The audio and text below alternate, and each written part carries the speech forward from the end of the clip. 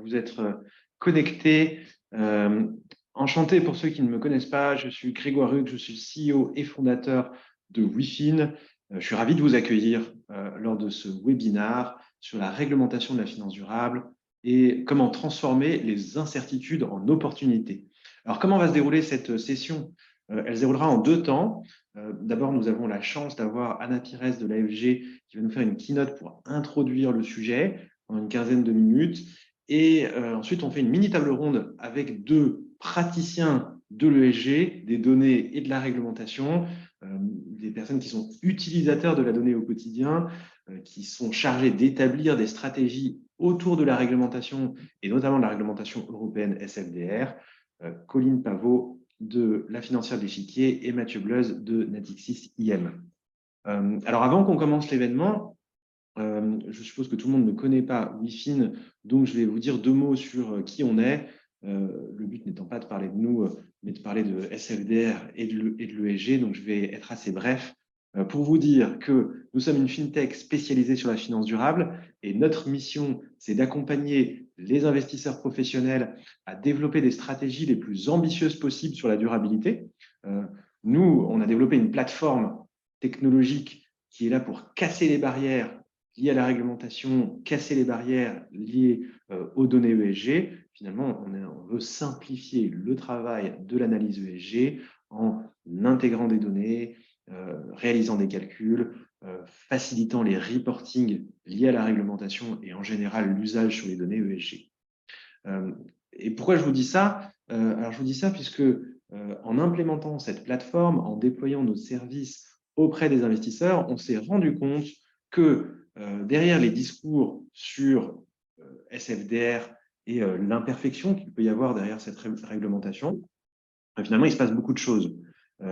Il y a des changements d'organisation, il y a des changements dans les outils technologiques qui sont déployés chez les investisseurs, il y a des changements dans les stratégies qui sont opérées dans les fonds.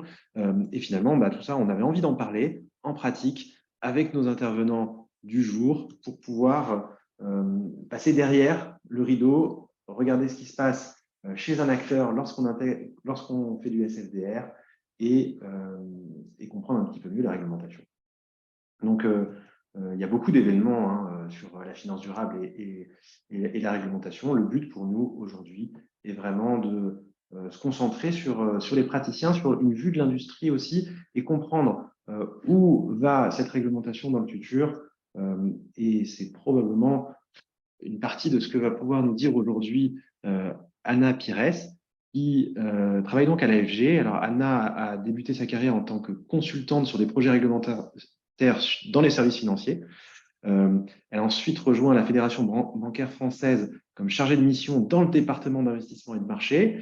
En particulier, elle a suivi des sujets de finances durables déjà et elle a rejoint l'AFG assez récemment, finalement, en février 2022, au sein du pôle gestion d'actifs. Donc, Anna est donc la personne tout indiquée pour nous donner un point de vue de l'industrie et en particulier de la gestion d'actifs. Voilà. Anna, floor is yours pour la première partie d'intervention. Merci beaucoup pour l'invitation et bonjour à tous. Sans plus tarder, je vous propose rapidement donc une remise en contexte sur tous les sujets de finance durable qui nous occupent au quotidien. Comme vous le savez tous, le déploiement des travaux liés à l'investissement responsable n'est pas nouveau en France. Néanmoins, on a connu une accélération de cette mouvance à la suite de l'adoption de l'accord de Paris, dans sa ligne droite la publication du Green Deal européen et aussi tout particulièrement la publication du plan d'action de la Commission européenne pour la finance durable. Ce plan d'action a donné naissance à de nombreuses obligations et notions qui sont maintenant connues de tous. L'alignement à la taxonomie, l'investissement durable au titre de SFDR, les préférences de durabilité MIF ou encore les indices PAB, CTB et j'en passe. La multiplication des événements d'échange et de décryptage sur le sujet, comme le webinaire qui nous réunit aujourd'hui, est un exemple de l'intérêt de la place. Force est de constater que cette actualité foisonnante n'est pas prête de s'arrêter et que nous avons encore de nombreux débats devant nous.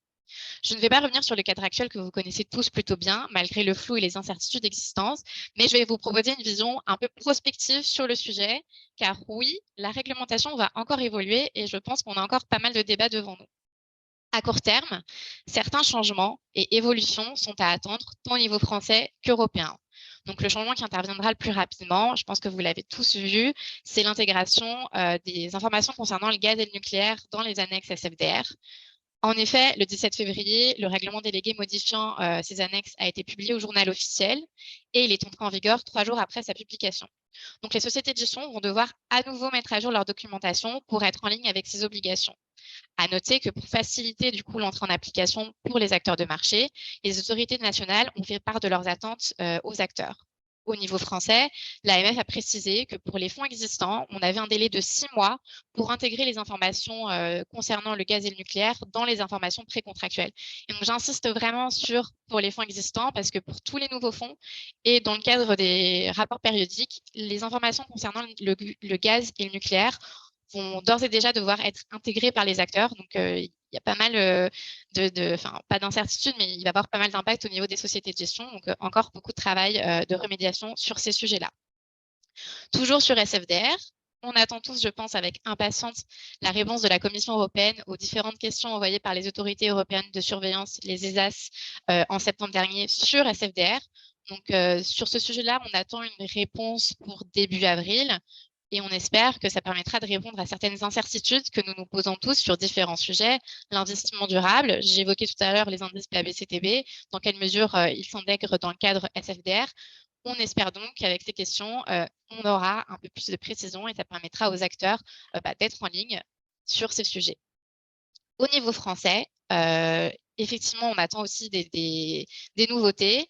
Donc, le reporting 29 LEC va être, l'AMF a précisé ses modalités de reporting sur le reporting 29 LEC. Donc, pour mémoire, dans le cadre du décret article 29 LEC, les sociétés de gestion doivent d'une part publier leur rapport sur le site internet, mais doivent également transmettre ces rapports à l'ADEME et l'AMF. Et en fait, il est précisé dans le décret que le passage à l'AMF doit être fait selon les modalités définies par l'autorité. L'année dernière, l'AMF n'avait pas défini de modalités sur ce sujet-là. Elles ont été définies cette année et donc les acteurs vont devoir, dès le reporting 2023, utiliser ces nouvelles modalités de reporting dans le cadre de leur reporting de l'article 29 de la loi énergie-climat. J'ai bien conscience que depuis le départ de mon exposé, je vous parle beaucoup de reporting. Or, la finance durable, c'est aussi un moyen de réorienter les flux vers une économie plus durable. Et à ce titre, il est à noter que les labels sont des outils très utiles et faciles à appréhender pour les investisseurs. Dans ce contexte-là, je pense qu'il faut que vous ayez tous en tête qu'il y a actuellement des travaux en cours au niveau du label ISR. Donc, le comité du label travaille actuellement à la refonte du référentiel pour publier un référentiel V3 qui aura probablement un impact sur les fonds labellisés et dans les travaux des sociétés de gestion. Je rentrerai pas dans le détail vu que c'est pas ma place, mais ayez en tête qu'une consultation sera lancée mi-avril et je pense qu'il est bon pour la place de se mobiliser sur le sujet qui va être assez impactant pour toutes les sociétés de gestion. Donc là, ce sont toutes les évolutions qu'on peut attendre à court terme. Néanmoins, on a pas mal d'évolutions également à attendre à moyen long terme, effectivement, et surtout sur le cadre SFDR qui a été évoqué plusieurs fois par Grégoire en début de présentation. Dans un premier temps, on attend pour avril encore une consultation des ESAS sur les principales incidences négatives de SFDR. Donc, comme vous le savez probablement, il y a un mandat. Ça va être revu, potentiellement on va rajouter des indicateurs et donc il est fort à parier qu'il y aura un impact non négligeable sur le reporting de durabilité des acteurs. Une fois encore, je pense qu'il est important pour la place de se mobiliser pour remonter en avant une position forte des acteurs français, voire européens. Toujours sur SFDR, et face aux incertitudes que l'on connaît tous, la Commission européenne compte lancer une consultation permettant de faire un état des lieux sur l'application du règlement. Donc, cette consultation est attendue en deuxième partie d'année et en fait a pour objectif et pourrait donner lieu à une refonte du cadre actuel. Cette refonte, je remets un peu de contexte, n'interviendrait pas avant un certain temps et donc pas avant la prochaine mandature européenne, c'est-à-dire pas avant 2025.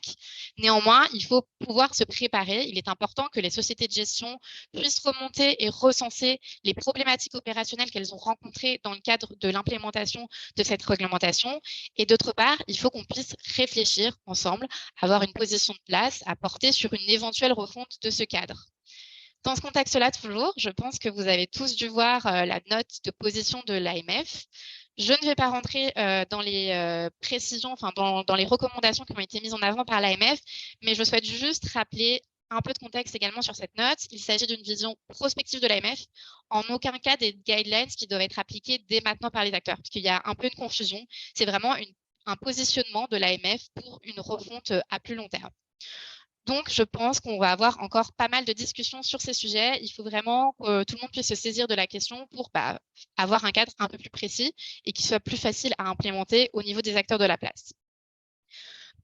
Pardon. Toujours sur ces critères minimums, je pense que vous avez tous vu passer en fin d'année dernière, début de cette année, la consultation de l'ESMA sur les guidelines pour la dénomination des fonds. Donc, ça fait un peu le lien avec la refonte de SFDR, vu que dans cette consultation, l'ESMA comptait mettre en avant des critères minimums pour pouvoir communiquer dans la dénomination des fonds sur des noms ESG ou durables. À ce stade, ce n'est qu'une consultation.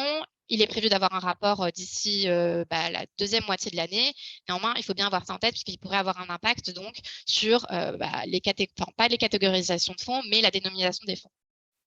D'autres initiatives sont également à attendre à moyen long terme. On ne va pas forcément rentrer dans les détails. Je pense qu'il nous impacte le plus, c'est quand même SFDR, mais on peut noter qu'il y aura probablement d'ici juin la publication des quatre critères techniques des autres critères techniques des 4 objectifs environnementaux de la taxonomie. On prévoit également une directive sur le devoir de vigilance européen et j'en passe, probablement aussi des travaux sur les benchmarks climat à voir. Je pense qu'on a pas mal de sujets de discussion dans les prochains mois. Vous l'aurez compris, de nombreux changements sont à attendre et à venir sur ces sujets finances durables. Et tous les sujets que je vous ai mis en avant jusqu'à présent avaient très attrait au reporting financier. Reporting qui dépend très grandement des informations publiées par les entreprises. Et la donnée que certains appellent encore désormais le nouvel or vert est aujourd'hui encore peu mature, peu disponible et comparable, mais elle tend à s'améliorer avec l'entrée en application de la future CSRD à partir de 2024 sur les reportings de 2025 et après on aura un échelonnement selon les entreprises ou encore la mise en place de l'ESAP, le point d'accès unique européen. À noter toujours sur ces sujets de données, la future proposition de la Commission européenne pour encadrer les fournisseurs de notation ESG et je pense que ces différentes initiatives seront très utiles pour les acteurs et nous permettront de fiabiliser et homogénéiser la donnée extra-financière et donc de mieux implémenter tout ce cadre extra-financier qui s'applique aux sociétés de gestion. Donc, comme vous avez pu le constater tout au long de cet exposé, il est fort à parier qu'on ait encore beaucoup d'échanges sur le sujet et je ne doute pas que nous aurons l'occasion d'échanger plus précisément sur ces différents sujets à l'avenir et je vous remercie pour votre attention. Merci beaucoup, Anna, pour l'intervention. Donc, je me permets d'introduire 2 personnes de WIFIN qui vont te poser des questions supplémentaires. Sabrine, mon associée, est responsable du pôle d'expertise de WIFIN et Pauline, qui fait partie de ce pôle d'expertise, qui est là également, puisque Sabrine, tu es sur le trajet, on le voit, et on est dans l'adaptation aujourd'hui avec les grèves. Exactement. Bonjour à tous. J'espère que vous m'entendez très bien. Effectivement, je suis sur le trajet pour aller à Time to Change, une autre grande conférence qui va réunir pas mal on va dire de praticiens aussi de l'ESG et du climat. Merci Anna pour ce récapitulatif des évolutions réglementaires à venir. On est tous d'accord, effectivement, pour dire que l'agenda est encore très chargé cette année et ce qui est attendu en matière de reporting est encore plus structurant puisqu'on attend à la fois de la part des investisseurs de publier leurs résultats ESG et ce, de manière quantitative. Donc, on va les amener à réfléchir aux seuils, aux indicateurs, aux méthodologies. Et en même temps, on attend des ajustements et des nouveautés dans les textes de niveau 1 et de niveau 2 lorsqu'on a parlé effectivement de SFDR. Et ce n'est pas simple. Les investisseurs ont parfois du mal à s'y retrouver et avancer dans leurs projets. Donc, on le voit bien, hein, c'est difficile de ne pas faire un pas en avant sans faire 2 pas en arrière. Mais aujourd'hui, on veut garder une note positive dans ce webinaire et il y a des solutions et surtout du positif à tirer de ce momentum dans lequel se trouve en ce moment la finance durable. Et ce que je trouve particulièrement positif en ce moment, ce sont les réflexions de très haut niveau que les investisseurs et les régulateurs ont sur ce qui marche, sur ce qui ne marche pas. Les zones de flou que la réglementation a aussi oubliées, comme les fonds de fonds, la partie non cotée. Sur les bonnes pratiques aussi méthodologiques, on parle beaucoup en ce moment sur comment utiliser les PAI dans le cas du DNSH, le traitement des dérivés, etc. Et le rôle effectivement de l'AFG est super précieux pour que ce soit pour diffuser la bonne information, pour coordonner ses réflexions, mais aussi pour pousser les bonnes pratiques. Et parmi les nombreuses réflexions qui émergent en ce moment, j'aimerais revenir sur la consultation de l'ESMA, la consultation publique sur la dénomination des fonds ESG que tu as évoquée effectivement dans ta keynote. Donc, avant de rentrer dans les détails, est-ce que tu peux nous rappeler peut-être quelques éléments, quelques propositions dans cette consultation, notamment sur les seuils quantitatifs, et on verra ensuite effectivement plus la vision de l'AFG par rapport à ce qui est proposé. Ok, merci. Donc, la consultation de l'ESMA, sans rentrer trop dans le détail, a été publiée en fin d'année dernière pour justement délimiter l'utilisation des termes ESG durables dans la dénomination des fonds. Et dans ce cadre-là, l'ESMA met en avant différents critères pour pouvoir utiliser ces dénominations dans utiliser ces termes dans la dénomination des fonds. Donc, pour utiliser un terme ESG, l'ESMA met en avant la possibilité d'avoir 80% du portefeuille qui répondent à des critères ESG. Donc, ça, c'est un premier critère. Et pour utiliser le terme durable, il faut passer ce seuil des 80%. Et en plus, il y a un autre seuil qui est intégré, c'est le seuil des 50% d'investissement durable au titre de SFDR qui doit être passé en termes de critères. Il y a également d'autres critères qui sont relatifs aux exclusions des indices CTB qui sont assez stricts et qui doivent être également passés par les fonds si on souhaite utiliser ces termes-là. Juste pour remettre un peu de contexte, je l'ai indiqué très rapidement dans le keynote, il s'agit à ce stade d'une consultation, puisqu'on a eu pas mal, nous, de questions des acteurs qui nous demandaient est-ce qu'il faut qu'on l'applique d'ores et déjà. Non, ce n'est pas le cas, c'est une consultation et on attend en fait le rapport final pour voir comment se positionne l'ESMA sur le sujet. À noter également en termes de périmètre européen, à ce stade, c'est uniquement une guideline de l'ESMA et du coup, il faut noter que côté EBA et IOPA, donc sur les autres produits financiers, on n'a pas une telle proposition. Et donc, on attend un peu de voir ce qui va se passer. J'ai cru comprendre qu'il y avait eu beaucoup de réponses à cette consultation et donc il y aurait potentiellement un retard dans la publication du rapport de l'ESMA. Effectivement, ça a amené à pas mal d'échanges sur la place, ce qu'a proposé, l'ESMA qui en soi est intéressant d'appliquer des seuils quantitatifs pour la dénomination des fonds. On sait bien que les investisseurs, particuliers se basent énormément aussi sur la dénomination, mais effectivement, nous de notre côté de WIFIN, on a, poussé comme, l'AFG, on va dire à repenser et à se reposer sur le framework actuel. Et une de vos propositions, l'AFG, que je trouve assez intéressante pour l'investissement durable, c'est la refonte de sa définition pour avoir une vision davantage en relatif, en se comparant notamment à un benchmark ou un univers d'investissement. C'est intéressant et surtout assez différent des propositions qui sont poussées par les régulateurs pour refondre la définition d'investissement durable. Est-ce que tu pourrais nous expliquer l'approche de l'AFG ? Ok, alors tout d'abord, pour revenir sur l'approche, en termes de position, on était un peu surpris que l'ESMA mette en avant les critères de SFDR, parce qu'on connaît tous les écueils liés à toutes ces non-définitions, je dirais, ou ces définitions très floues. Donc, porter un critère, au départ, ça paraît simple de mettre des seuils quantitatifs. Néanmoins, mettre un seuil quantitatif sur une notion qui n'est pas ou très peu définie et harmonisée, ça pose quand même certaines questions.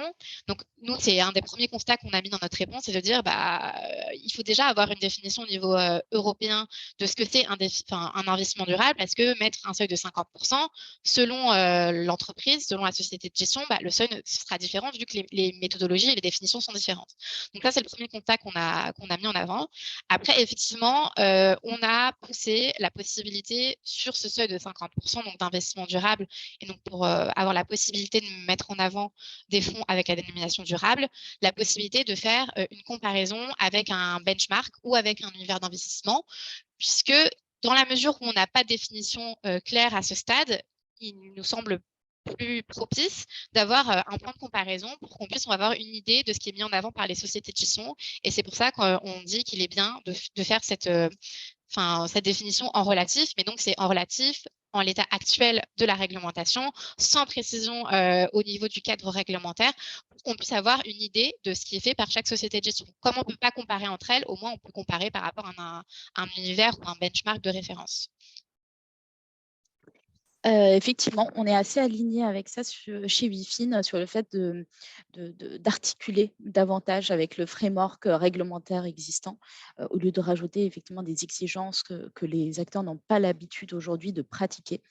C'est vrai que le socle réglementaire aussi français est assez avancé.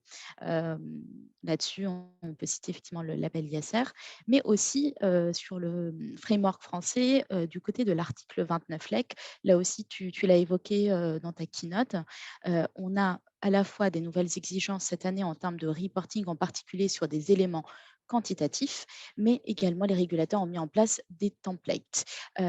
Qu'est-ce qui change avec ces templates? Est-ce que tu peux nous éclairer sur ce qui est attendu exactement?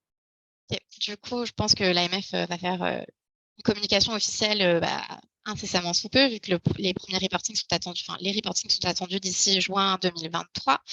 Donc l'AMF a consulté la place, donc les associations AFGS, Plume, France Invest en fin d'année dernière sur des templates. Cette consultation a également été faite au niveau de la CPR pour les assureurs.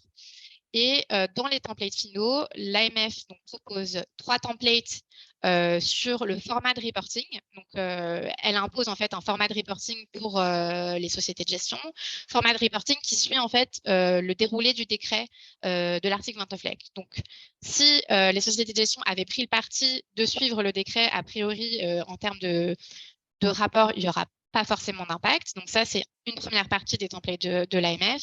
Et de l'autre côté, effectivement, elle a mis en avant des templates quantitatifs issus du décret également. Donc, ça reprend les informations du décret, mais ça sera sur un format où les sociétés de gestion vont devoir remplir au niveau de ROSA, donc la plateforme de l'AMF, les différentes informations qui sont issues de leur rapport. Donc, en fait, cette année, les sociétés de gestion vont devoir publier leur rapport, comme l'année dernière, et vont devoir introduire, enfin compléter au niveau de ROSA, la plateforme de l'AMF, certaines informations quantitatives. Donc, ces informations quantitatives, toutes les informations quantitatives du décret.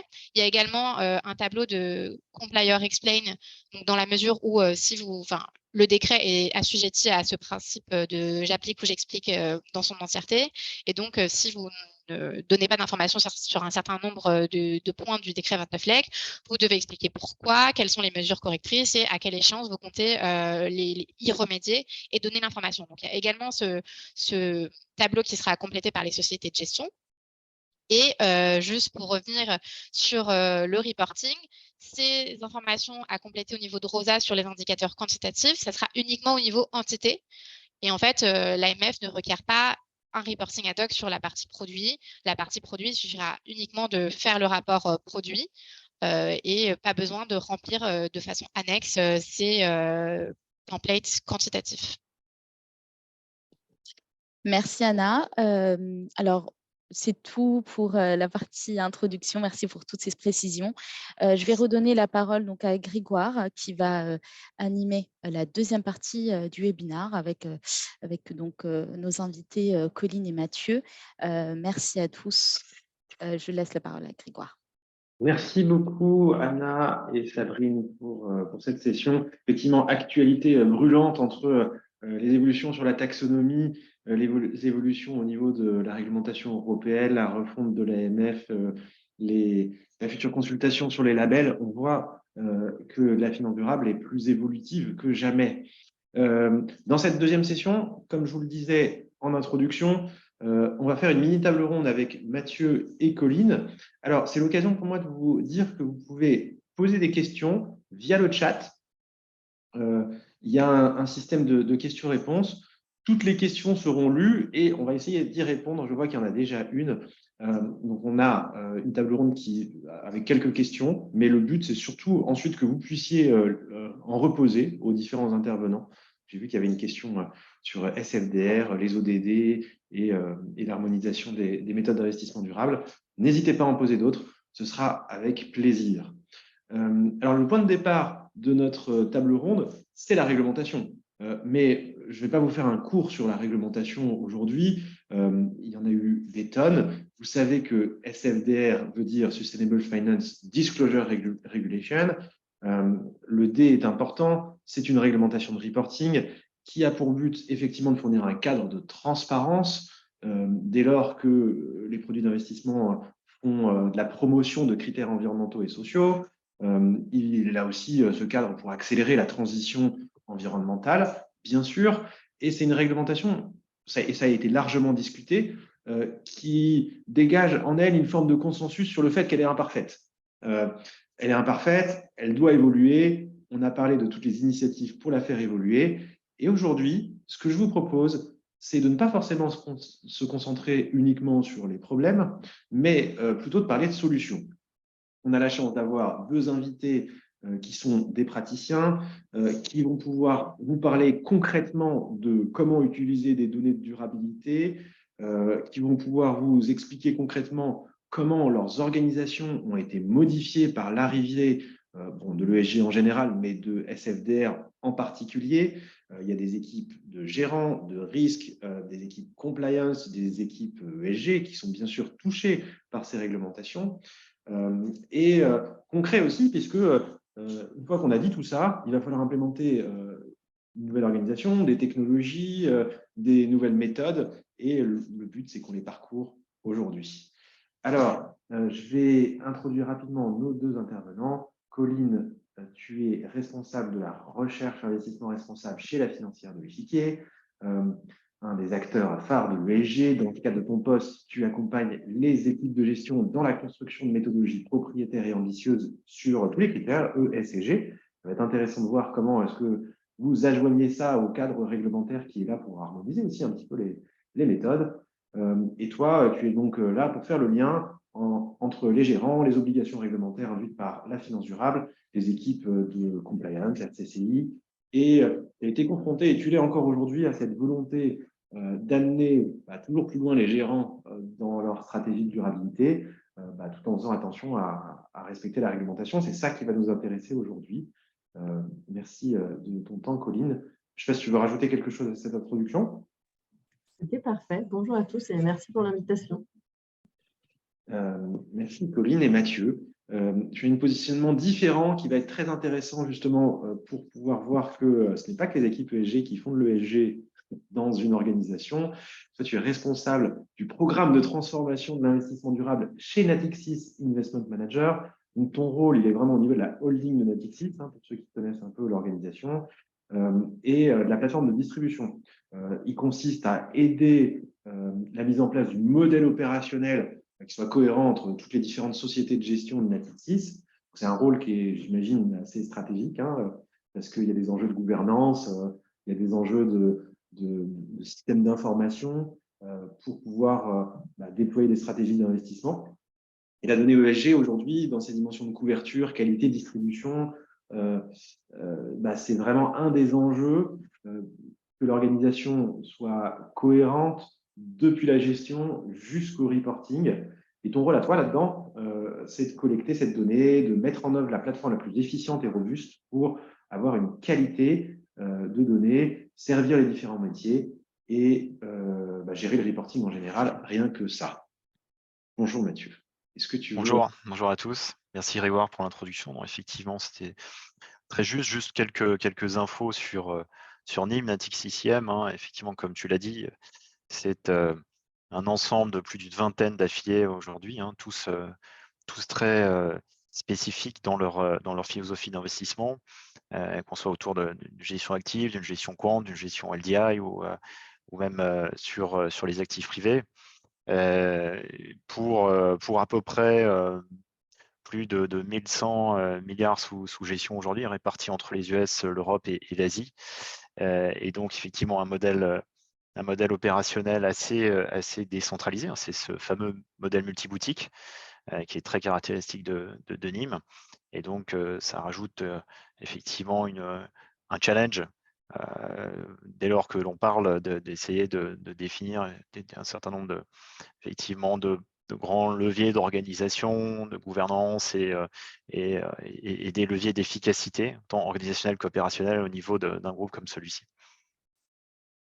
Écoute, c'est une bonne transition vers ma première question, puisque effectivement, tu as raison du fait que, vu qu'SFDR est essentiellement une exigence de transparence, de reporting, qui dit transparence reporting dit qu'il faut collecter des données, qu'il va falloir les traiter et les transférer vers les distributeurs.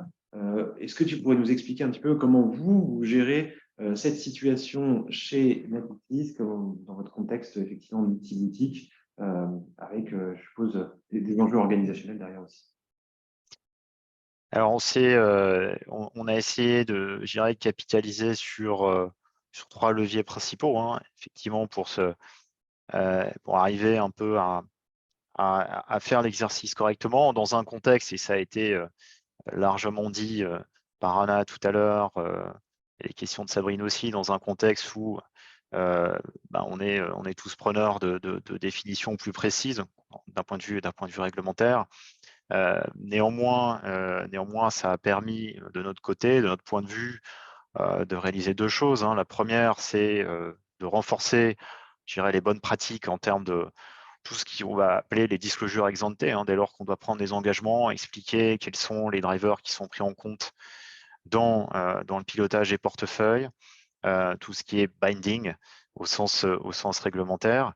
Ça a permis de renforcer un certain nombre de choses. Et puis, deuxièmement, on s'est aussi renforcé sur tout ce qu'on pourrait appeler le reporting ex post, comme tu le disais, hein, toute la communication, que ce soit dans les annexes au rapport périodique, dans les EET, dans tout ce que pose SFDR, en lien avec ce sur quoi on s'est engagé en ex ante, là aussi, de renforcer les bonnes pratiques. Et donc, c'est essentiellement 3 leviers qu'on a essayé de capitaliser au sein de NIM. La première chose, c'est des guidelines internes. Il a fallu savoir comment répondre, encore une fois, à cette réglementation qui est trop souvent imprécise. Ça, c'est la première chose. La deuxième chose, c'est évidemment une plateforme technologique qui nous permette de gérer correctement la donnée de bout en bout, depuis la collecte de la donnée jusqu'au reporting, d'apporter de la consistance et de la qualité sur la donnée, tu le disais tout à l'heure, Grégoire, et aussi une certaine adhérence standard et homogène dans la manière dont nos affiliés aussi communiquent sur leurs engagements et sur leurs expositions. Donc ça, c'est le deuxième levier. Et enfin, il y a un troisième levier qui est extrêmement important aussi, c'est le levier organisationnel.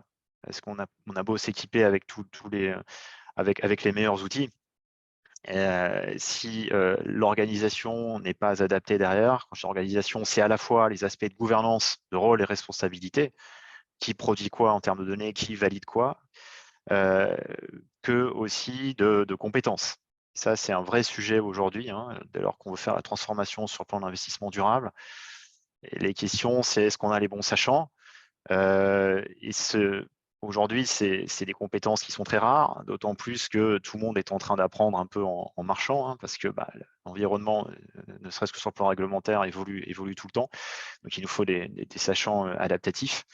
Donc, c'est un vrai challenge. Et le deuxième challenge par rapport à ces aspects de compétences et d'organisation, c'est qu'on a fait le choix chez NIM, et c'est directement porté par Nathalie Wallace, qui est notre responsable global de l'investissement durable chez NIM, de ne pas siloiser la fonction ESG dans une équipe qui serait centralisée, un peu dans une tour d'ivoire, et qui travaillerait en support de toutes les autres équipes. Ça pouvait être le modèle organisationnel des gérants d'actifs il y a quelques temps.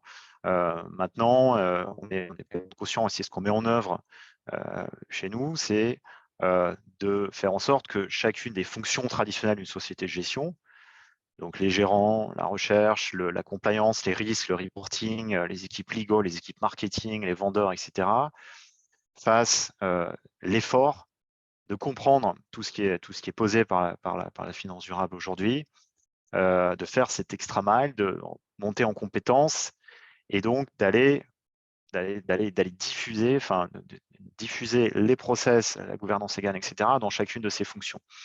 Donc ça aussi, c'est un vrai challenge. Et si on veut éviter d'avoir trop de dépendance par rapport à une équipe centrale, hein, qui aurait, notamment dans un contexte où, ça a été largement dit tout à l'heure, il y a encore beaucoup de choses devant nous. CFDR et sa première version n'est qu'une première étape. Si on veut pouvoir attaquer correctement toutes les autres disclosures, reporting à venir et avoir un vrai aspect transformatif dans les organisations, on pense qu'il faut vraiment diffuser ces méthodologies, cette organisation dans toutes les fonctions traditionnelles. Voilà je dirais les trois points essentiels qu'on a beaucoup travaillé ces derniers mois pour répondre à l'exercice qui nous était donné et qu'on va continuer de capitaliser évidemment. Merci Mathieu. Effectivement, il y a un enjeu de transformation dans ce que tu disais. Je comprends que vous avez fait le choix effectivement d'une gouvernance centralisée, décentralisée quelque part. C'est intéressant pour pouvoir diffuser la connaissance. Et un des vrais défis aujourd'hui, finalement, c'est d'avoir une réglementation qu'embarquent les gérants. C'est eux, Colline, qui vont être finalement les principaux concernés puisqu'on veut impacter la stratégie des fonds d'investissement et pas seulement la compliance lorsqu'on crée une réglementation comme SLTR ou d'autres. Et sauf si tu me dis le contraire, Colline, j'ai l'impression que ce n'est pas forcément le cas aujourd'hui chez tous les gérants, en tout cas tous les gérants de la place. Alors pourquoi selon toi? Et surtout, qu'est-ce qu'il faudrait faire dans cette réglementation ou en général dans l'organisation pour les inciter à faire plus? Tout à fait. Alors peut-être, oui. Juste pour appuyer mes propos, une très courte présentation de la financière d'échiquier pour ceux qui ne nous connaîtraient pas. Donc, on est une société de gestion française qui existe depuis une trentaine d'années. On a à peu près 140 collaborateurs. On travaille uniquement sur les marchés cotés. Et on gère à peu près un peu plus de 10 milliards d'encours d'euros sous gestion avec un ADN très orienté vers la finance durable. Ça fait une quinzaine d'années qu'on est assez actif sur le sujet et en particulier sur les enjeux d'investissement à impact. Et on a donc une équipe ISR dont j'ai la responsabilité qui a la particularité en effet de ne pas être dans cette tour d'ivoire, mais d'être vraiment au cœur de la gestion et globalement au cœur de tous ces sujets-là. Au sein de la société de gestion, on est vraiment le hub sur tous ces sujets ESG, mais ça ne nous empêche pas, et on y reviendra, de travailler à la diffusion de ces enjeux-là dans toute la gestion.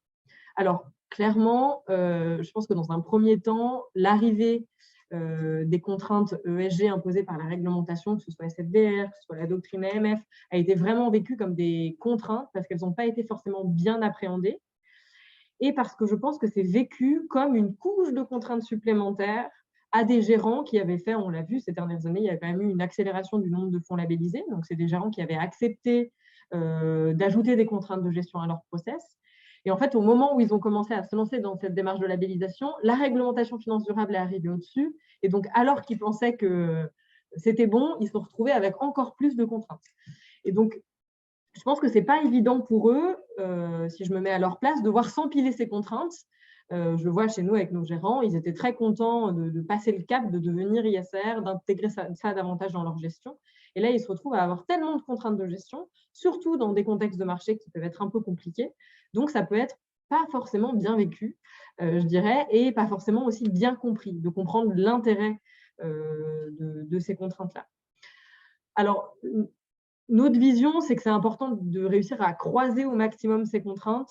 On parlait par exemple du concept d'investissement durable, de réussir à se dire, OK, comment on peut s'inspirer de l'existant, de ce qui fonctionne déjà dans la société de gestion, de la donnée, des process qui existent déjà en place pour éviter de vraiment empiler encore des couches et des couches nouvelles, mais voilà, de s'inspirer du cadre existant. Et c'est comme ça que nous, on essaye de travailler au maximum, de s'appuyer sur une matière que les gérants connaissent, de mettre en place des contraintes qui n'en sont pas vraiment parce qu'elles s'appuient sur des contraintes peut-être déjà existantes. Aussi lié au fait que dans notre processus d'investissement responsable, on a toujours essayé de mettre la barre assez haut, d'englober les contraintes, par exemple réglementaires, mais aussi de différents cahiers des charges, de différents labels. Et donc, voilà, je pense important de réfléchir à comment on fait du nouveau avec ce qui existe déjà, en particulier dans la réponse à ces nouvelles contraintes réglementaires, de façon à réduire cette charge sur les épaules des gérants. Et je pense qu'il y a un élément très important pour les équipes, c'est la formation. Il faut être en capacité d'expliquer le pourquoi du comment et l'objectif de cette réglementation et aussi tous les enjeux commerciaux qui en découlent.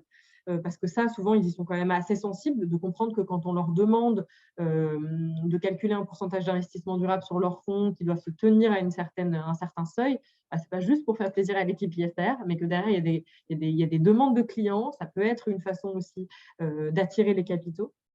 Donc, nous, on fait un gros travail de formation de l'intégralité de nos équipes, la gestion, les commerciaux, mais pas que, en fait, toutes les fonctions de l'entreprise.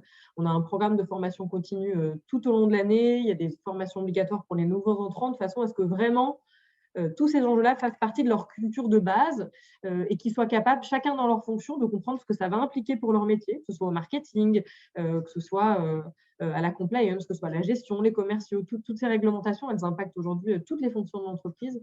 Et donc, on fait un travail très important de formation pour que chacun s'approprie ces sujets et qu'on ne soit pas juste les seuls gardiens du temple de l'ESG, mais que tout le monde vraiment puisse les approprier.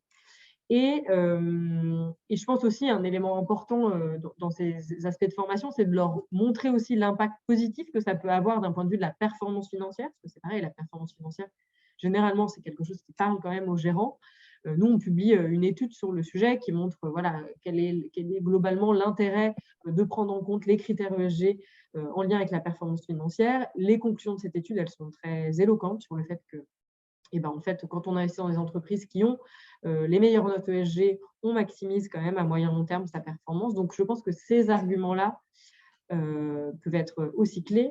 Et pour conclure, je pense que pour que ça soit vraiment incarné, que toutes les fonctions, entre guillemets, fassent leur part sur ces sujets, il y a une importance très importante de l'implication de la gouvernance, de l'incarnation de la gouvernance de l'entreprise par ces sujets. Il faut que la gouvernance puisse faire passer le message aux équipes que ça fait partie intégrante de leurs responsabilités. Ce n'est pas l'équipe ISR qui leur demande pour leur casser les pieds de respecter ces contraintes, ça fait partie de leurs objectifs et ça passe par, je pense, l'intégration de ces dimensions extra-financières, de ces contraintes extra-financières dans le schéma de rémunération des équipes de gestion. Alors, c'est quelque chose qui est poussé par SFDR, mais je pense que probablement, à ce jour, il y a quand même peu de systèmes en place qui sont vraiment efficaces sur le sujet. Et je pense que si on a un alignement d'intérêts, notre gouvernance dans sa rémunération à ces critères-là, nos gérants aussi, in fine, on va avoir une mobilisation et une dynamique plus importante sur ces sujets. Et qui plus est, ça a aussi un autre avantage, c'est que ça permet d'aligner les intérêts de nos clients qui sont investis dans ces fonds aussi pour des objectifs d'impact ou des objectifs extra-financiers avec les schémas de rémunération des gérants.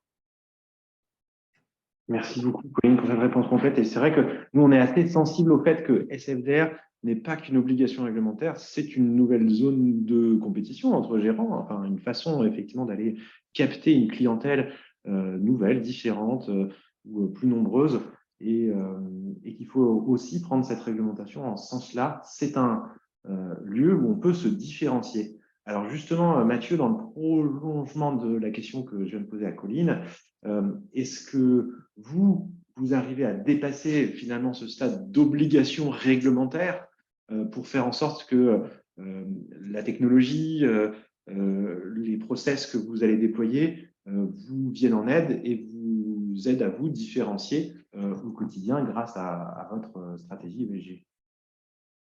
Oui, tout à fait. C'est une très bonne question. On a essayé chez NIM de voir cette réglementation comme l'occasion de renforcer des bonnes pratiques qui, de toute manière, auraient dû l'être pour des on va dire, des besoins qui vont même au-delà des besoins réglementaires, ne serait-ce qu'effectivement pour la transparence et la communication vis-à-vis des investisseurs. Donc, on a essayé, d'un point de vue organisation et techno et data, de construire un modèle opérationnel assez robuste qui en fait repose sur quelques principes structurants. Le premier, voilà, c'est 2 ou 3 principes structurants. Le premier, c'est que les équipes de gestion d'un côté et les équipes de reporting, soit réglementaires ou autres, de l'autre, partagent les mêmes sources de données, les mêmes méthodologies de calcul, dès lors qu'il s'agit d'aller exprimer une exposition, donc des PAI, des alignements de taxonomie, calcul de part durable. Hein. Si un gérant a sa propre définition de ce qu'est la part durable, il faut absolument reporter de la même manière sur la même source de données,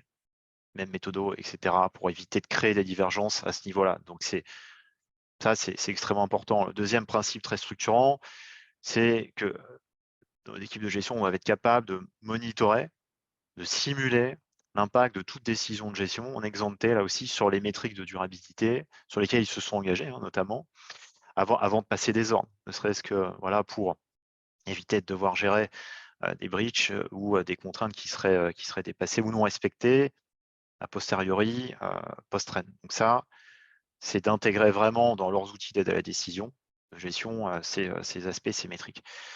Et troisième principe structurant, c'est le choix de la source et du fournisseur de données, ESG. Là aussi, c'est un vaste débat. On disait tout à l'heure, je ne sais plus qui disait ça, mais c'est très hétérogène. C'est loin d'être aujourd'hui une commodity, la donnée EEG. On voit, les datasets sont très hétérogènes en fonction des fournisseurs et ça traduit, au-delà de certaines erreurs qu'ils peuvent commettre, mais aussi des biais méthodologiques dans la construction de ces données. Ce qui fait qu'aujourd'hui, finalement, sur le sujet de la donnée, il n'y a pas de vérité absolue, ni de tendance de place extrêmement affirmée pour dire que tel ou tel fournisseur est un standard sur tel data point. Donc nous, on n'essaye pas au niveau de NIM, parce qu'encore une fois, on est un modèle multi-boutique, d'imposer forcément tel ou tel fournisseur de manière, on va dire, top-down à l'ensemble de nos affiliés, mais de dire, choisissez le bon fournisseur en fonction de vos stratégies de gestion. C'est important que vous soyez conscient des biais méthodologiques qu'ils peuvent porter et ayez cet œil avisé sur la manière dont vous consommez la donnée. À partir du moment où on est conscient d'un biais et qu'on l'assume, parce qu'encore une fois, c'est en lien avec la philosophie d'investissement, après, c'est correctement articulé et je dirais, il y a moins de problèmes. Donc ça, voilà, c'est les 3 principes. Donc, on attendait évidemment notre plateforme techno qu'elle puisse supporter tout ça. Donc, une collecte centralisée des différentes sources et capable de mettre en qualité cette donnée pour assurer une couverture extensive de qualité, cohérente avec les stratégies d'investissement, on l'a dit. La mise en qualité, c'est très important. Et là aussi, on pense que ce n'est pas forcément le métier d'un asset manager aujourd'hui, mettre en qualité, challenger cette donnée. C'est, encore une fois, loin d'être une commodity au même titre que les données de marché, par exemple. Donc c'est là où notre partenariat avec Wifin aujourd'hui nous aide énormément parce que on voit en Wifin vraiment cette expertise métier que l'on n'a pas forcément en interne chez nous. Et enfin, d'avoir une distribution cohérente dans l'ensemble de l'écosystème de la société de gestion sur l'ensemble des outils informatiques. Et donc là aussi, cette logique d'écosystème, c'est de collecter une fois la donnée en un point bien précis, la diffuser partout derrière. Et quand je dis la diffuser partout, c'est la diffuser comme je vous dis tout à l'heure, à la fois dans les outils qui aident à la décision de gestion, à la construction de portefeuille. Ça peut être par exemple intégrer des facteurs ESG dans un modèle multifacteurs de risque ou de construction de portefeuille. C'est l'intégrer dans des optimiseurs au même titre que d'autres contraintes rendement risque. Mais demain, c'est de faire l'optimisation de portefeuille aussi sous contrainte de target de durabilité, par exemple. Et c'est aussi intégrer tout ça, pouvoir coder des règles aussi en termes de contraintes et d'objectifs dans les moteurs de contraintes traditionnels, au même titre qu'un ratio réglementaire ou statutaire classique, pouvoir là aussi faire des contrôles automatisés, industrialisés, faire la résolution de breach en pré-trade, en post-trade, et de pouvoir fluidifier les relations entre les équipes de compliance et les gérants. Pour revenir, je dirais, à la question que tu posais, Grégoire, qui était comment on arrive à se différencier avec ça, on essaie de se différencier sur 2 axes qui sont finalement la position de valeur d'une société de gestion. Sur le premier axe, qui est l'aspect gestion, aujourd'hui, comme NIM est un ensemble de sociétés de gestion qui se distinguent, notamment pour certains par une gestion active assez prononcée, nos affiliés se concentrent aussi davantage à construire des métriques et des scores ESG sur base de données brutes disponibles plutôt que d'utiliser des scores déjà, on va dire, préparés, précalculés par des fournisseurs. Et on a vraiment cette conviction de dire qu'à partir du moment où on a une gestion active, on ne peut pas utiliser, il faut qu'on soit au plus proche des sources de données pour éviter les biais méthodologiques de construction aussi de certains scores. On s'approprie vraiment cette donnée, ça c'est la première chose et c'est un des axes différenciants de NIM peut-être par rapport à d'autres acteurs comparables. Et le deuxième axe, c'est sur l'aspect client et distribution, je dirais, où la technologie nous aide aussi à nous différencier parce que chez NIM, on a cette ambition d'être un asset manager très client-centric.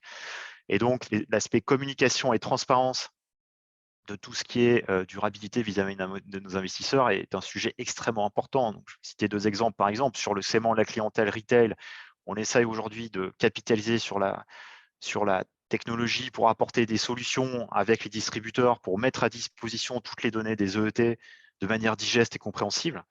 Aujourd'hui, quand on regarde le standard, les fichiers CSV, etc., en l'état par rapport à des clients finaux, retail, ce n'est pas utilisable, ce n'est pas directement très parlant. Donc, pour nous, c'est important de mettre, je dirais, en forme et de rendre digeste toute cette donnée. Là aussi, la technologie peut nous aider sur comment on consomme et on distribue correctement la donnée des EET, par exemple. Ensuite, un autre exemple, c'est vis-à-vis de notre clientèle institutionnelle. Là aussi, on a des grands clients à cet honneur qui ont leurs propres enjeux. On parle de grands fonds de pension, de grandes compagnies d'assurance. Et là aussi, la technologie nous aide par exemple à proposer des reportings qui prennent en compte leurs propres principes de gestion de la donnée. Alors, si on parle de mapping instrument-émetteur, leur propre méthodologie de calcul d'objectifs ESG ou encore des solutions plus avancées qui nous permettent, et ça c'est un axe fort de développement chez nous, de les accompagner dans leur propre transition en termes d'actifs aussi, par exemple sur des sujets type climat ou alignement net zéro. Et là, évidemment, la technologie est un vecteur extrêmement important. Merci beaucoup, Mathieu. On voit qu'effectivement, c'est toute l'organisation, la stratégie, les outils qui sont au service de se différencier. Alors, je vois que le temps défile. Vous avez posé déjà beaucoup de questions sur le chat, donc je vais commencer à en prendre au fur et à mesure de l'intervention. Donc, n'hésitez pas à en poser d'autres. J'ai vu qu'il y en avait certaines où il y avait des échanges directement dans le chat. La prochaine question était pour Colline, toujours dans cet aspect de différenciation. Aujourd'hui, on a des acteurs qui sont plus ou moins engagés en termes de durabilité. Je suppose que dans nos auditeurs, certains d'entre vous sont très avancés, d'autres pas du tout, et se posent des questions sur quoi faire d'un point de vue de la durabilité. Certains doivent se dire, bon, je suis un peu entre deux eaux, je fais des choses, mais c'est compliqué de l'adapter à la réglementation. Alors, pour tout cela, en fait, finalement, la question après, c'est la même, c'est comment je me démarque et comment je vais plus loin au niveau de la durabilité. Et donc, la question, Colline, ce serait, pour un acteur qui veut se démarquer, on a vu avec Mathieu les outils, la qualité de données, plein de choses. Est-ce qu'on pourrait faire avec toi un focus sur la partie méthodologie, méthode de calcul, philosophie de gestion? Qu'est-ce qu'on peut faire? Et il y avait une question de la salle qui était assez intéressante, je trouve, à prendre dans ce contexte-là. La question était, est-ce que tu penses que c'est réaliste d'obtenir une définition unique de l'investissement durable? L'investissement durable, c'est donc une des définitions qu'on doit donner dans SFDR, une définition unique au niveau des fonds, des sociétés de gestion, ou pour un fonds E versus un fonds S. Et ça fait partie du coup des méthodes qu'on doit mettre en place pour SFDR. Très bien, merci Grégoire. Alors peut-être sur la dimension différenciation, moi je pense que sur le marché, il y a de la place pour de vrais acteurs engagés. Pour ces acteurs-là, il y a un enjeu de cohérence clé pour être crédible. C'est important de s'appliquer à soi-même ce qu'on demande aux entreprises dans lesquelles on investit, donc d'avoir une vraie réflexion sur la démarche de la société de gestion, peut-être via des outils comme entreprise à mission, Bicorp. Voilà, je pense que ça, c'est vraiment clé pour aujourd'hui être crédible et se différencier sur ces sujets. Moi, j'aurais tendance à dire tabler sur le savoir-faire avant le faire savoir. C'était un peu notre slogan à la financière de l'échiquier pendant des années, avant 2017-2018, alors que ça faisait déjà plus de 10 ans qu'on travaillait sur ces sujets. On avait tendance à pas trop communiquer. Je pense que c'est important de se concentrer en particulier sur le savoir-faire avant de mettre trop de moyens sur le faire savoir, au risque de perdre un peu en crédibilité. Ce qui n'empêche pas pour autant, et ça je pense que c'est clé, si on veut se différencier, d'être très transparent. C'est vraiment important dans le milieu de l'investissement responsable, la transparence sur les process, sur les impacts de nos investissements, montrer qu'on n'a rien à cacher et que les clients ils peuvent nous faire confiance. Et cette transparence, je pense que c'est important qu'elle soit faite de façon pédagogique. Et on le sait, quand on voit les frameworks, des annexes précontractuelles, du web disclosure, etc., ce n'est pas forcément pédagogique par nature. Donc, réussir à faire un pas de côté et à se dire comment on peut utiliser ces outils comme des vrais outils de communication et de transparence vis-à-vis de nos clients. On parlait de la lecture réglementaire. Je pense que si on est nouveau sur ce marché, qu'on cherche à se différencier, mieux vaut avoir une lecture juste de la réglementation, peut-être trop conservateur plutôt que trop agressif, parce que ça pourrait vous faire du tort, de vouloir pousser un peu trop loin parce que d'un point de vue commercial, c'est intéressant. Moi, je resterais plus juste dans la lecture et plus conservateur. Et moi, je pense qu'il y a de la place pour se différencier avec des approches, on va dire, plus artisanales, des sociétés de gestion qui auraient des vraies méthodologies propriétaires, assez qualitatives, avec des approches peut-être sur l'impact, des approches autour de l'accompagnement de la transition, avec un vrai engagement poussé avec les émetteurs investis sur des thématiques nouvelles, en particulier sur les enjeux sociaux. Voilà, pour moi, pour des acteurs qui souhaiteraient se lancer sur ces sujets-là, je pense qu'il y a de la place si les choses sont bien faites. Et peut-être un autre axe de différenciation, c'est aussi de s'interroger sur les services offerts aux clients au-delà des produits. Et il y a en particulier cet enjeu de la formation dont on a parlé depuis le début. Nous, c'est quelque chose qu'on fait beaucoup à la financière de l'échiquier. On a commencé ça il y a déjà plusieurs années en se disant que ça faisait partie de notre responsabilité. Et les clients sont très demandeurs.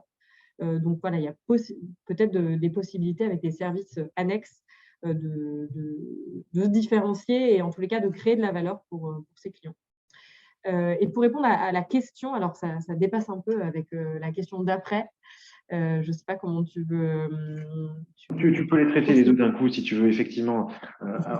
On comptait échanger après sur l'harmonisation des scores et des méthodes entre sociétés de gestion. Effectivement, au-delà des méthodes, la définition de l'investissement durable est une des choses sur lesquelles il y a un vrai challenge d'harmonisation. Donc, je pense que c'est intéressant de prendre dans ce contexte. Alors, c'est vrai que moi, quand je vais former des clients, en particulier en conseiller en gestion de patrimoine, on a régulièrement cette question. Ils ne comprennent pas pourquoi il y a des différences de méthodologie d'analyse ESG entre les entreprises, entre les sociétés de gestion, pardon. Pourquoi une entreprise n'a pas une seule note ESG. Ça, c'est des choses qui les dépassent un peu. Alors, moi, je pense que ce n'est pas souhaitable, pour ma part, qu'il n'y ait qu'une seule d'harmoniser les méthodologies d'analyse ESG sur la place entre les sociétés de gestion. C'est ce qui fait la différence et la singularité de chacune d'entre elles.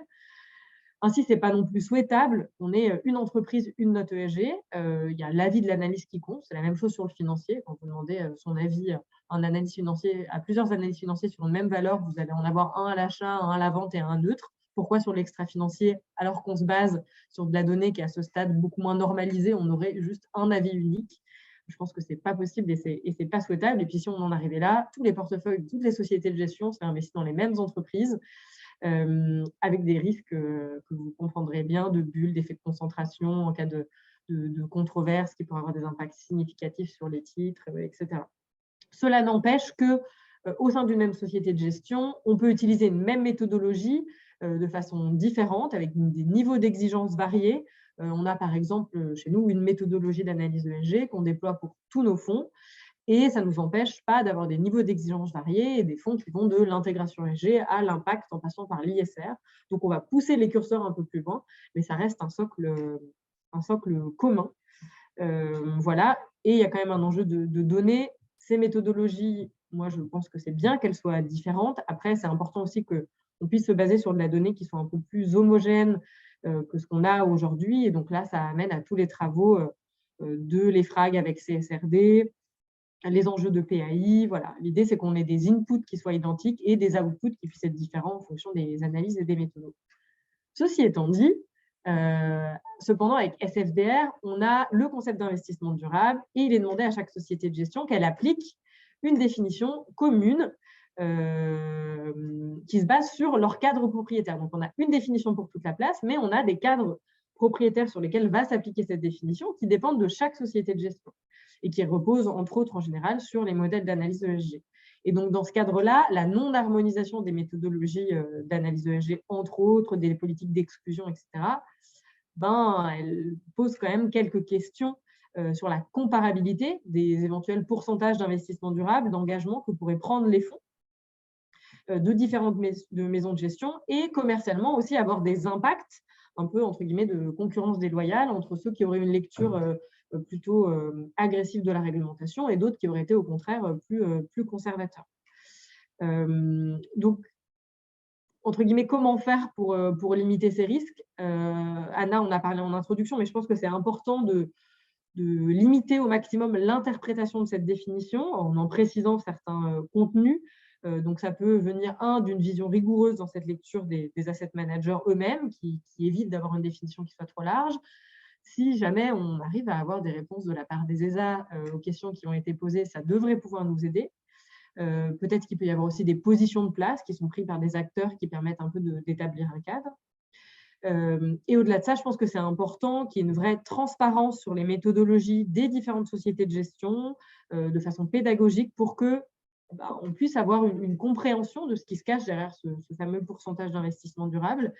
Et peut-être que chacun donne les chiffres d'application de sa méthodologie aux principaux indices boursiers, le MSCI World, le MSCI Europe, ça permettrait de comparer les maisons entre elles.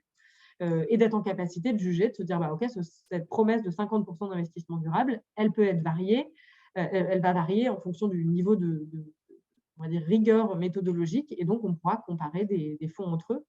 Et il y a une étude qui est menée par l'AFG, dont les chiffres seront peut-être publiés, mais qui a déjà été réalisée ces derniers mois, qui permettait d'interroger les différents acteurs de la place sur l'application de leur méthodologie à des indices, qui peuvent permettre, je pense, aux sociétés de gestion de se positionner, potentiellement de corriger un peu le tir sur leur méthodologie pour se rapprocher de la moyenne. Voilà. Et donc, la question, elle portait principalement sur est-ce que c'est réaliste d'avoir une seule méthodologie d'investissement durable au sein d'une société de gestion qui a des fonds très différents. Moi, je pense que cette méthodologie, elle peut être assez englobante. Nous, on a par exemple des fonds à impact sur le climat et la biodiversité d'un côté et sur l'accès à la santé de l'autre. Ça n'empêche que dans l'étape de définition portant sur la contribution, on considère qu'une entreprise peut avoir une contribution variée, qu'elle peut être environnementale ou qu'elle peut être sociale. Et donc, ça nous permet d'englober tout ça. Donc, c'est vrai que c'est un exercice un peu d'équilibriste, mais il faut, je pense, oui, prendre le temps de se poser et de réfléchir à la façon dont nos méthodologies peuvent englober un maximum de pratiques qu'on a au sein des maisons de gestion. Oui, finalement, c'est un peu le cas de la méthodologie à tiroir. La philosophie est la même, et puis ensuite, effectivement, certaines thématiques peuvent être différentes. Je crois que vous êtes beaucoup à avoir appliqué ce principe qui est un peu obligatoire si on a des fonds thématiques. Et écoutez, les dernières questions, je vois qu'on est quasiment à la fin on est à la fin du temps du webinaire. Dernière question pour Mathieu. Mathieu, dans ce contexte d'harmonisation, vous qui êtes donc un groupe avec plusieurs filiales, vous allez devoir vous assurer d'une certaine uniformité ou harmonisation des méthodes. Donc, j'imagine qu'il y a un modèle opérationnel qui va derrière. Est-ce que tu pourrais, du coup, rapidement nous en dire l'essentiel et qu'est-ce qui en fait la spécificité? C'est quoi les choix forts que vous avez faits? Donc effectivement, hein, c'est une bonne question parce que dans notre organisation, le sujet se pose forcément. On l'a dit tout à l'heure et moi, je ne peux qu'être dans le sens de ce que vient de dire Colline, hein, sur le fait qu'à partir du moment où on a un modèle multi-boutique, forcément, on a plusieurs définitions d'investissement durable.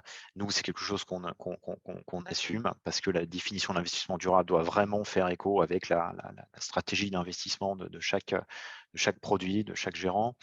Et donc, comment on fait parce qu'à un moment donné, il y a aussi des nécessités de reporter de manière un peu consolidée, forcément consolidé cross-affilié chez nous. Et ben, dans ce cas-là, on identifie bien, je dirais, d'un point de vue type de situation, là où il faut uniformiser les méthodes, parce que ce qui compte, c'est à un moment donné reporter une métrique selon la même méthodologie cross-portefeuille, cross-affilié, de nouveau. Et donc, dans ces cas-là, on doit avoir un modèle opérationnel qui permet de le faire. Et après, dès lors qu'on est sur du reporting au niveau produit, par exemple un reporting ET au niveau du produit, là, pour nous, ce qui va prévaloir par rapport à une uniformisation des méthodologies, c'est que ce qui est reporté soit, encore une fois, sur les mêmes sources et les mêmes méthodologies que ce qu'utilise le gérant. Et donc, on distingue bien deux types de situations et construire une plateforme et un modèle opérationnel qui permettent, j'irais, d'aiguiller vers l'un ou l'autre en fonction, j'irais, de ce qu'il y a à faire en termes de reporting derrière. Donc, pour renforcer ça, d'un point de vue organisation, on a créé là aussi des task force qui sont agiles, pluridisciplinaires, pouvoir travailler au niveau des produits sur des minimums de prérequis qui permettent d'éviter et de poser des garde-fous, ne serait-ce que par exemple sur les classifications articles 8 et 9.